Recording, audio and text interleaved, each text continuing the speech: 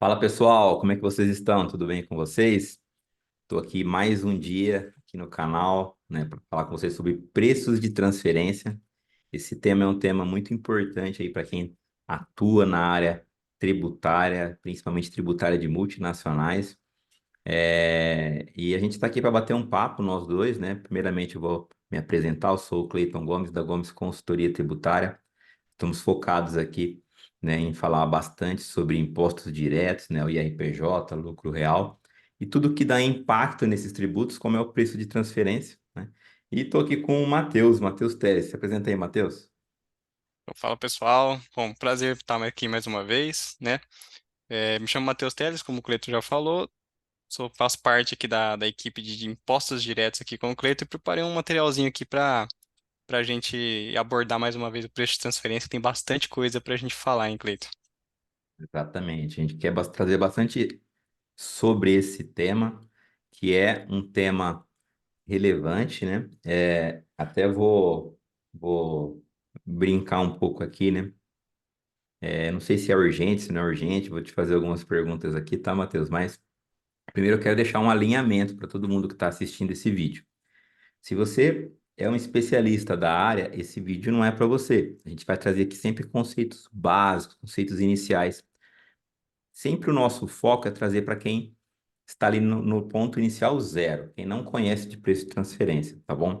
A gente vai sempre trazer ali pontos básicos para poder ter uma consciência para depois você dar o primeiro passo e olhar para esse problema. Por quê? Nós temos nos deparados com muitas empresas que são obrigadas a fazer o cálculo de preço de transferências, declarar isso também, e não tem feito por falta de conhecimento. Então a gente traz um conhecimento inicial. Tá? Você quer saber mais sobre isso? Aí você entra em contato conosco. Mas se você já é especialista, se você já trabalha com TP há muitos anos, se você já fez vários treinamentos de TP, esse vídeo não é para você, tá bom? Esse vídeo é para você que não conhece de TP, Transfer Pricing ou preços de transferência. Estamos combinados?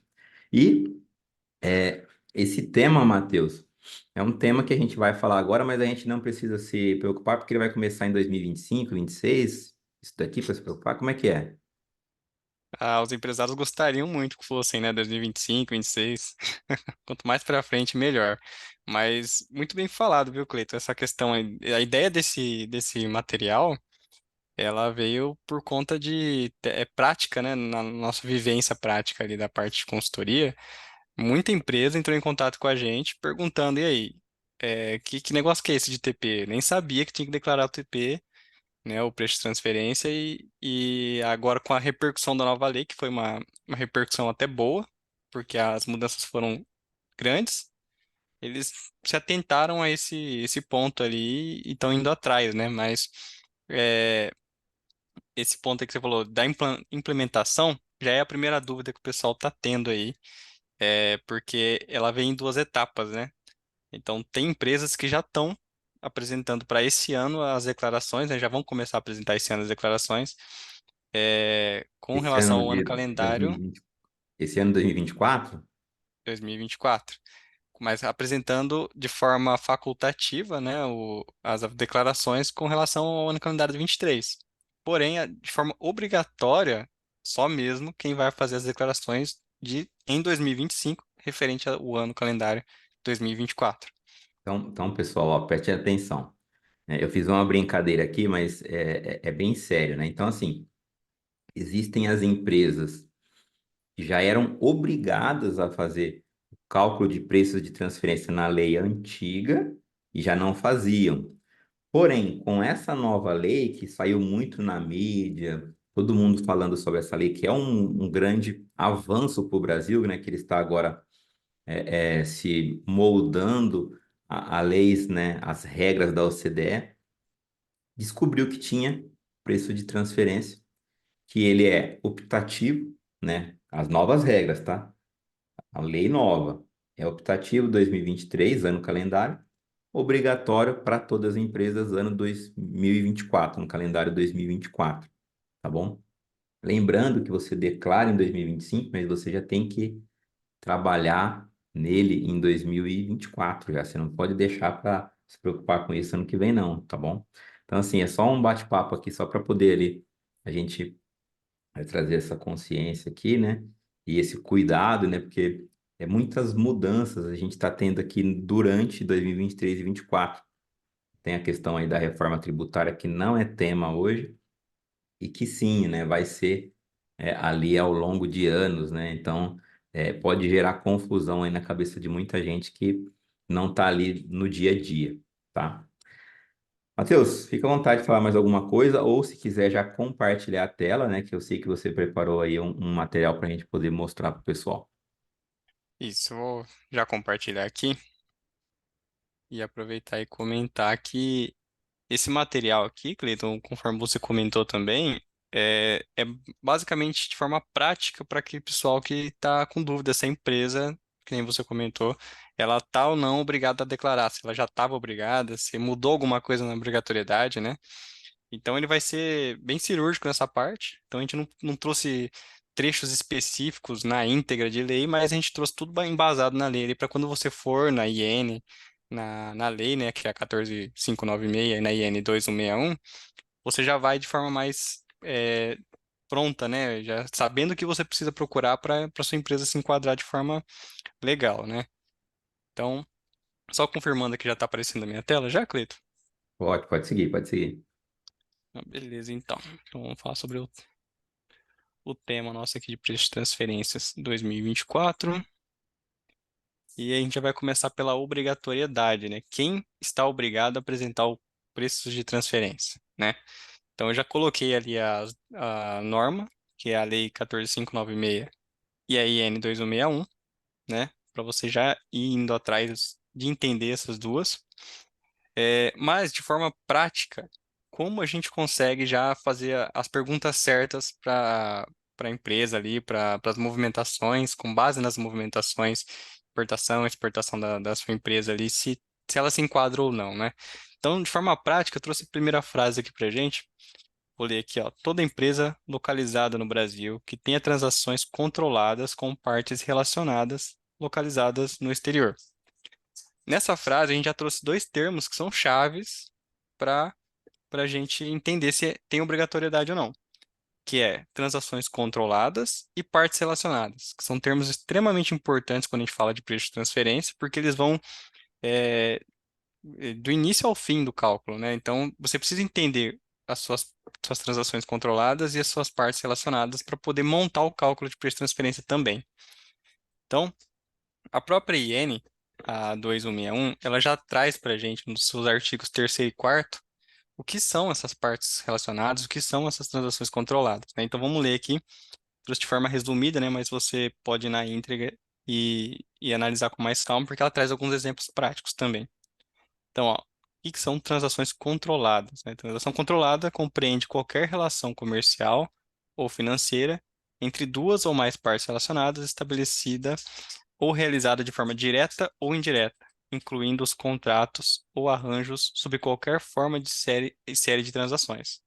E ainda traz alguns exemplos aqui, ó, transações de bens tangíveis, intangíveis, serviços de qualquer tipo, contratos de compartilhamento de custos, operações financeiras, transações de ativos, né? Tudo isso aqui seria uma transação controlada. Mas eu ainda destaco aqui, Cleiton, um termo importante que a norma cita, que seria uma influência, né, de forma direta ou indireta nas partes relacionadas, né? Isso aqui é muito importante a gente entender, porque às vezes você acha que uma empresa ela não seria uma parte, não seria uma transação controlada ali da sua empresa, mas de formas indiretas você tem uma influência grande naquela empresa ou vice-versa, e ela se enquadraria com uma transação controlada para sua empresa. Então, a gente está trazendo de forma resumida aqui, mas é muito importante ter um especialista, alguém que entenda de fato esse tipo de transação, para ele poder guiar a sua empresa ali de forma correta no cálculo, né? A lei ela está um pouco interpretativa agora e então ela precisa de uma visão mais técnica, né? Mais apurada ali nesse ponto. Só um comentário, né? É, Infelizmente, pessoal, a legislação no Brasil nunca foi simples, né? Nunca foi clara Tipo, qualquer pessoa lê uma legislação específica, pode ser até de outro tributo, seja de ICMS, PiscoFins, qualquer coisa. ISS, tá aqui claro, todo mundo tem o mesmo entendimento, o fisco tem o mesmo entendimento, o juiz, não é assim, né? E não ia ficar diferente o TP. O TP também está bem complexo, aonde você precisa de ter ali especialistas junto à sua empresa, né? Reforçando o que o Matheus falou aqui, tá bom? Show de bola, Matheus.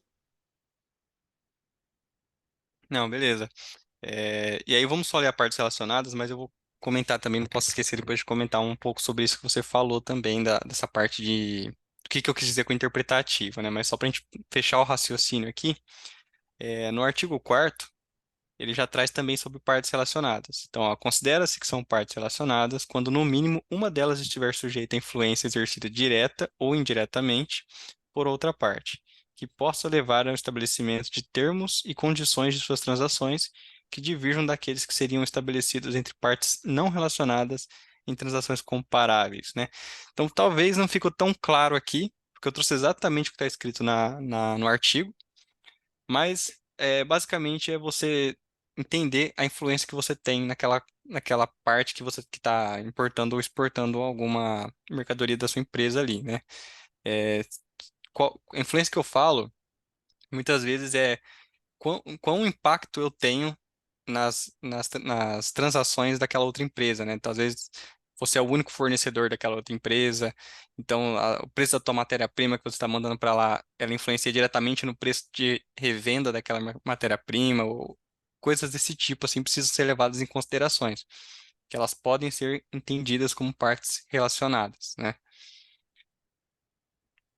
Não sei se tem algum ponto ali, Cleiton, mas o que eu quis dizer sobre... Quer comentar algum ponto? Não? Pode seguir, pode seguir. Ah, tá. O que eu quis dizer sobre transações controladas, sobre a interpretação, conforme você também complementou, é que o cálculo, né, a gente já até comentou num outro vídeo, mas um cálculo de TP ele era um pouco mais direto, né? Ele tinha extremamente técnico ali, o que você teria que fazer, qual que é o cálculo, qual que é a comparação de margem de lucro e tal. Então, ele era bem direcionado à forma que você teria que fazer aquele cálculo. Agora, o TP, né, ele é mais um estudo. Ele tem que ser feito durante o ano todo ali, as transações da empresa, entender como funciona a empresa, como funciona aquele grupo. E para a Receita Federal fiscalizar a empresa, ela também vai ter que realizar um estudo parecido, para entender a sua empresa com base nas informações que ela tem em mãos, né? Então, o que eu falo de interpretação é isso. Você precisa entender o que que a Receita Federal vai entender como transação controlada, o que que ela vai entender como parte relacionada.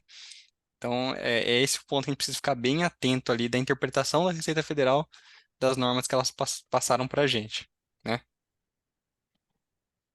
Deixa eu já passar para o próximo ponto aqui, que eu acho que o próximo slide, isso, olha, é uma parte importantíssima aqui que eu trouxe também, que, que cita, né, na nova IN ali, um trecho importante da lei antiga de TP, da lei que foi substituída, que é a Lei 9.430, né? Basicamente, a IN está citando ali o artigo 24 e 24A da Lei 9.630, que fala exatamente de paraísos fiscais, para as empresas se atentarem, porque, segundo o artigo, ó, vou até ler com vocês aqui, o disposto nessa instrução normativa aplica-se também às transações efetuadas por pessoa jurídica, residente ou domiciliada no Brasil, com qualquer entidade caracterizada nas hipóteses previstas do artigo 24 e 24A da Lei 9.430. Que basicamente fala sobre paraíso fiscal. Eu trouxe até o artigo aqui, né? Mas que o artigo, que essa lei interpretava como, e a interpreta, porque ainda está vigente, né? Como paraíso fiscal. Seria aqueles países que não tributam a renda ou tem uma alíquota máxima de 17%, né? Então, esse entendimento ainda está valendo. Então, mesmo que não seja uma empresa coligada à sua que está lá, uma filial, né? Ela em outro país, o fato de você estar fazendo transações com países considerados paraíso fiscal, ele já enquadra a sua empresa também ao cálculo do TP. Então, a Então, empresa já então, teria que realizar. então assim, Matheus, só para deixar um pouco mais claro para o pessoal aqui, deixar mais simples, né? Então, pô, então se eu tenho uma empresa que eu tenho transações controladas, né? Do jeito que o Matheus explicou. E aí, essas transações controladas, pessoal, é só usar umas duas palavrinhas-chave aqui que a gente acabou não usando ali, que vai ajudar no entendimento, é exportações e importações. É, duas palavras que são as mais usadas. Tem outras ali também, que operações financeiras, questões de compartilhamento de custo, tem um monte de coisa. Mas o que tem mais peso, né? O que é mais comum, importações e exportações, tá? E depois a gente vai abrangendo outros pontos. Até para ficar, como eu disse no começo, a gente está falando aqui para quem não viu TP ainda, ou viu muito pouco, tá? Então, vamos focar ali no que é mais simples. Importei mercadoria ou serviços, exportei mercadoria ou serviço. Com partes relacionadas, ou seja, empresas do mesmo grupo, intercompany, beleza? E aí, agora o Matheus está falando outro negócio aqui que é para você chamar a atenção.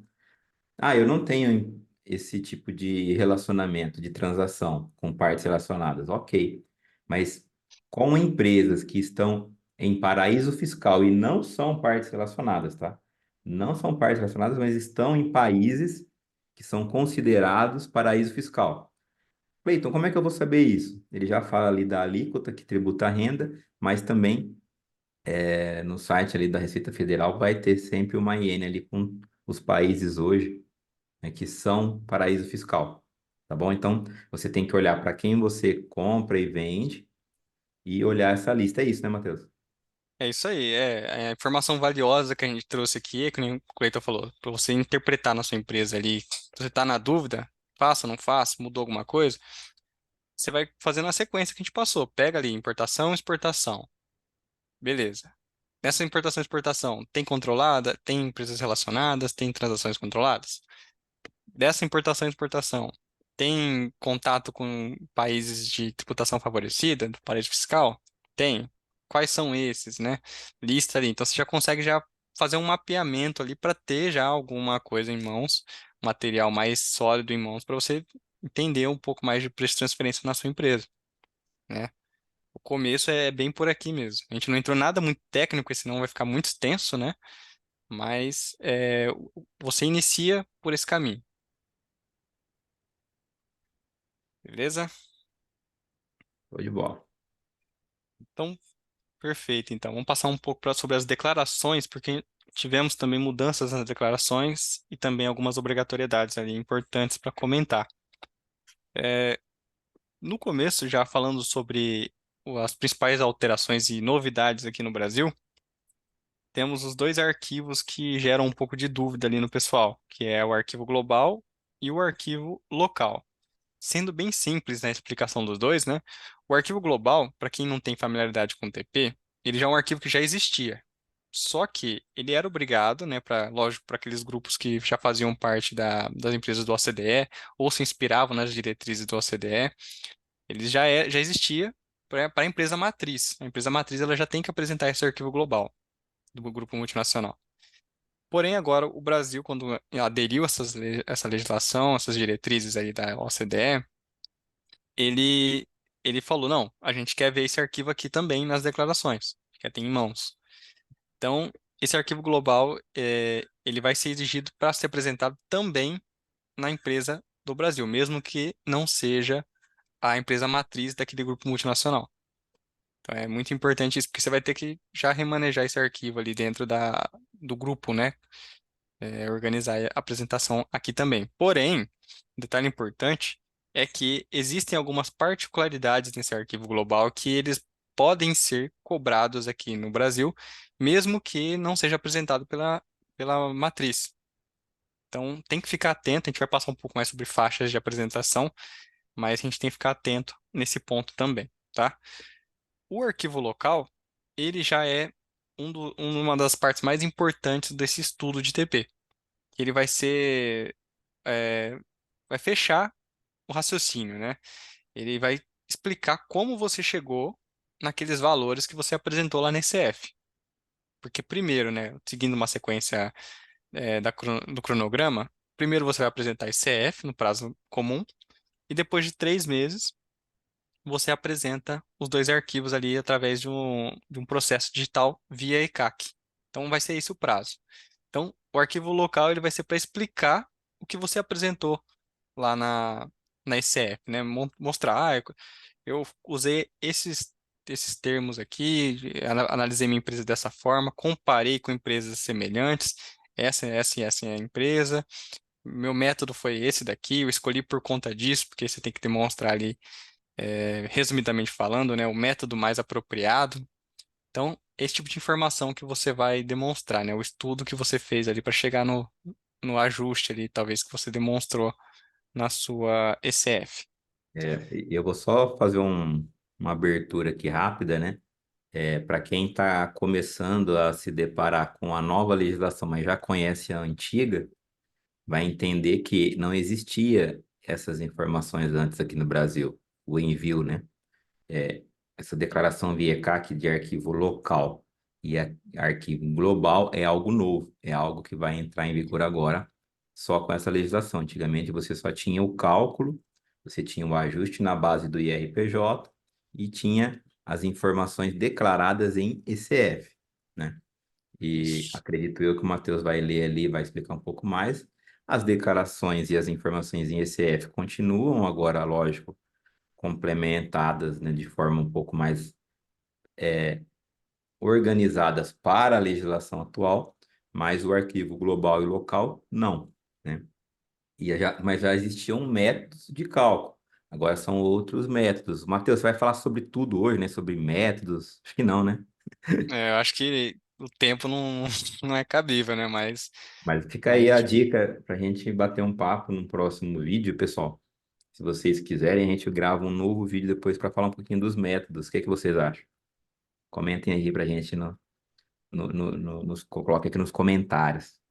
eu acho válido. Tem umas novidades interessantes ali sobre os métodos, né? Que aí você vendo tudo isso, né? Obrigatoriedade, mudanças e os métodos que estão disponíveis ali agora para o ajuste, você fecha ali o entendimento do TP, né? Fica mais completo. Mas é isso aí. Vamos seguindo aqui, ó. Conforme eu falei, a gente tem algumas faixas para apresentação desses arquivos novos aqui para a gente, né? O local e o global. Então, inicialmente, eu já coloquei aqui o primeiro ponto sobre as empresas que estariam dispensadas de apresentação. Então, nem todas as empresas que vão fazer o cálculo, elas vão ter que apresentar esses dois arquivos, né? E a régua para medir se apresentou ou não é o que eu coloquei aqui, ó. Se no ano calendário anterior, né, as transações controladas do contribuinte elas sejam menores que 15 milhões de reais, então você precisa analisar primeiro na sequência que eu falei, né, o que são transações controladas e se essas transações controladas, qual que é o valor que elas atingem ali no decorrer do ano calendário, beleza? Então, se der menos que 15 milhões de reais, você está dispensado, você não precisa apresentar os dois arquivos. Agora, já começando com a versão simplificada do arquivo local mais arquivo global, onde as empresas que sejam igual a 15 milhões ou superior a isso, de novo, nas transações controladas do contribuinte, elas vão ser obrigadas a apresentar a forma simplificada do arquivo. E a versão completa, ela só vai vir se essas transações controladas forem iguais ou superiores a 500 milhões. Então, também já está aqui o próximo passo para vocês analisarem também, né? Tudo isso aqui vai envolver um planejamento da empresa. Para cada faixa dessa daqui, a empresa tem que ter um planejamento bem estruturado de como vai apresentar essas informações. Ou, caso ela for desobrigada, né? Não precisa. Então, pessoal, só para complementar aqui, de forma bem objetiva, você que vai estar aí, como se diz, na obrigatoriedade do ano calendário 2024. A gente vai estar subindo esse vídeo provavelmente ainda no mês de fevereiro, mas você precisa correr. Por quê? Quando o Matheus citou ali planejamento, ou seja, é planejamento e execução já, na verdade, né? A gente já está com operações, transações acontecendo aí desde janeiro. Então você já precisa começar a organizar se vai ser simplificado, se vai ser é o arquivo local simplificado, se vai ser o arquivo local versão completa, ou seja, como que você vai buscar essas informações? Como que você vai aplicar as metodologias? Então, só um ponto aqui para que você possa aí acender uma luz amarela, né? Não precisa ser vermelha ainda, mas uma luz amarela de atenção para você trabalhar nisso, tá bom? Mas é exatamente isso, não vai ficar achando que, vou ser obrigado a apresentar no próximo ano. Então eu começo a ver lá na frente, salvo o vídeo aqui e deixo para ver lá em janeiro de 2025. Aí já é tarde demais já, porque se a sua empresa não estruturou o novo cálculo, né, da nova forma, ela não vai ter tempo hábil para fazer isso de última hora. Então é algo complexo e algo novo. Então, por esses dois motivos, já denota a necessidade de você estar fazendo esse planejamento desde já, né? Já conversando ali com a sua empresa internamente, com o grupo multinacional também, que vai envolver todo mundo, né? Mas é exatamente isso que o Cleiton falou mesmo. Bom, e com relação à ICF, nós já estamos um pouco mais acostumados a apresentar as informações de TP na ICF, porém, eu acho que aqui cabe um vídeo só para isso, porque teve muito bloco com alteração, né? Muito registro com alteração. E novidades, registros novos e registros com informações novas e informações alteradas com relação à forma que era anteriormente. Então, para quem não tem familiaridade, se você entrar no site da Receita Federal, você consegue baixar o manual, né, com o novo layout da ICF para esse ano calendário. E nesse layout ele já vem destacado, a Receita Federal já deixa grifado ali para você quais foram os blocos que são novos ou que sofreram alterações. Então, ali você já consegue ir direto no ponto, né? Então, aqui eu trouxe para vocês os principais, mas eu sugiro que vocês baixem o manual e entendam melhor ali, porque ele vem explicado ali, já citando a iene, a norma nova, né? Então, ele vai ser mais autoexplicativo para você que quer se aprofundar um pouco mais no tema, beleza? Mas citando bem rapidamente aqui, a gente já consegue ver, olha, na sequência, né? A gente vai ter que apresentar informações sobre gerais sobre o preço de transferência, as contrapartidas, né, das transações controladas, é, dois blocos só sobre transações controladas, ajustes compensatórios, e relacionados a métodos também. Então, depois que você fechar esse raciocínio, como você chegou nesses valores, vai estar lá na sua declaração no arquivo local, né? Então, uma coisa vai complementar a outra. Por isso que tem que estar muito bem amarradinho ali. Provavelmente quando você entregar esse F, você já vai estar com praticamente o arquivo local pronto ali com as informações. Não tem como fazer um sem fazer o outro, né? Beleza, Matheus, Joia? pode seguir. Massa. E para finalizar, a gente não pode também deixar de falar das penalidades e multas, né? Quais são as novidades com relação a esses dois arquivos aí que são novidades para a gente, né? Então, eu separei em três pontos, dando o primeiro ali falando só sobre o arquivo global e o arquivo local. A gente vai ter multas em duas hipóteses, né? Multas e penalidades. Na hipótese de falta de apresentação, você vai ter uma multa equivalente a 0,2% por mês calendário ou fração sobre o valor da receita bruta do contribuinte no período. Se o problema for com relação à apresentação sem atender os requisitos necessários daquela apresentação, né? Sem atender às normas, a gente já está falando de uma multa equivalente a 3% da receita bruta, né? Então são multas um pouco pesadas, se a gente for levar em conta. O segundo tópico, somente sobre o arquivo global agora, e é importante, eu separei aqui esse tópico justamente por conta de um detalhe aqui, ó. Tá falando que a multa de 0,2% sobre a receita consolidada do grupo multinacional. Porque quando a gente fala de arquivo global, a gente fala de informações do grupo multinacional, não só da empresa. Então a multa aqui ela também tende a ser mais pesada por conta que ela vai levar em relação, né, à receita consolidada do grupo multinacional, não só da empresa em questão. Então, muito importante a gente se atentar a esses detalhes trazidos nesses arquivos aqui nas normas com relação a esses arquivos. E por último, né, ainda é citado as multas e penalidades com relação a quando a empresa está passando por fiscalização, né? Caso ela não apresente as documentações necessárias ou apresente de forma equivocada, né? a gente está falando de multas com valores de 5% das transações correspondentes, que vai ser determinada pela autoridade fiscal. Então, são multas altas, né? Porém, ainda traz lá nas normas com relação aos valores mínimos e máximos dessas penalidades. Então, a gente está falando do valor mínimo de R$ 20.000 e valor máximo de R$ 5 milhões, né? Então, é Pesadíssimo. É, pesado.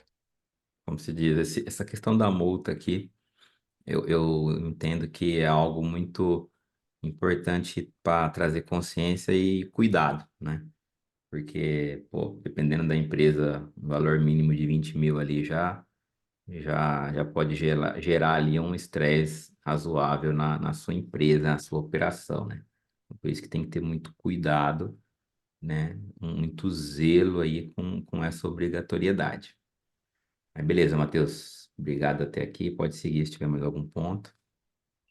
E aqui, eu acho que agora é só finalização mesmo, mas eu acho que o principal a gente já citou aqui. Quem está assistindo já vai conseguir ter uma